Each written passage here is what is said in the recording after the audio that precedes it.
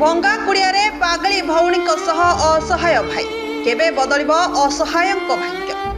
सरकार ओडिशार विकास निमंते विकसित गाँ विकसित ओडिशा कार्यक्रम करी असहाय मानक प्रधानमंत्री आवास योजना अंत्योदय गृह योजना एवं भूमिहीन मानक वसुंधरा योजना रे शामिल करी सेमानक गृह जोगाई देबार व्यवस्था करथिबा बेले प्रकृत हिताधिकारी बाद पड़ुछंती एही योजनार। प्रकृत हिताधिकारी आज दयनीय अवस्था दिन काटुछंती। मुंड गुंजिबाकू घरटीए नाही। भंगा ददरा जरीपाल तले बीतुछि असहाय भाई भौणी जीवन। एभली एक दृश्य देखा मिली गंजाम जिला बुगुड़ा ब्लॉक मोटाबाड़ी पंचायत अधीनस्थ बालीछाई ग्राम। ए ग्रामर सुधांशु पाढ़ी घर फाइलिन बात्यारे भांगी जाइतिबारु दीर्घ दिन है पागली भौणी को धरी घरटीए आवेदन करथिले मध्य मिलुनी आवास खंडे। केवल अन्न योजना रे 10 किलो चाउल पाई अति दुख कष्ट चलुचंती असहाय अविवाहित भाई भौणी।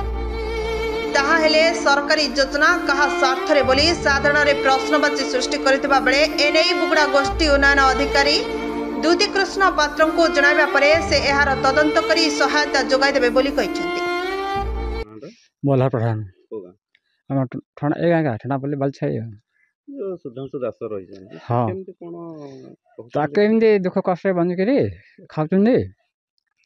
आ काकरापी घर द्वार किछि भांगी जाई पूरा बात्यार पवन रे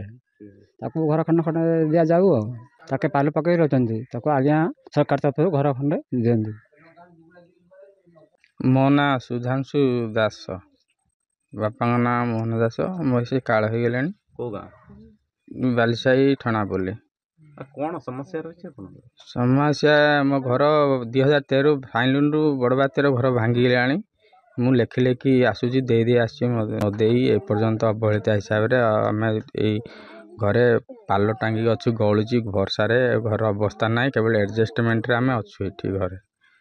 मु गोटे विकलांग भौणी गोटे रही मत बाड़ा बाड़ी करके मत विकलांग कर देइचंदी। मु बहुत दुख कष्ट ये दिन बीतौची वर्षा पानी पवन खाई आम ये रहीचु से केते थर देइची सरपंच को देखे देइची से कहले तमें आहरी मासे जग मु कहली मु 10 वर्ष जगिले आहरी केते जगी ना मासे